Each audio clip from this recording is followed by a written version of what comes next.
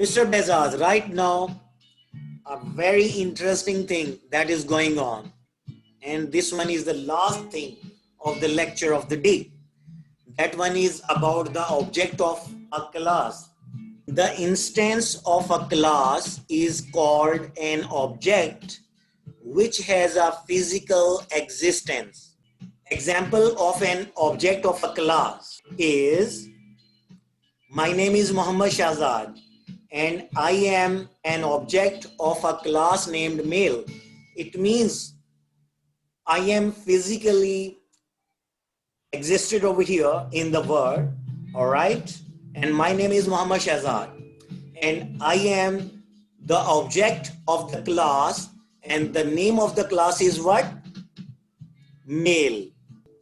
The notable thing over here is that we do represent an object of a class that is physically existed over there in the world.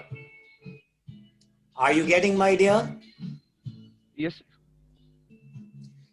Now, I'm telling you another example of an object of a class. Fariha is a student and she is an object of a class named female.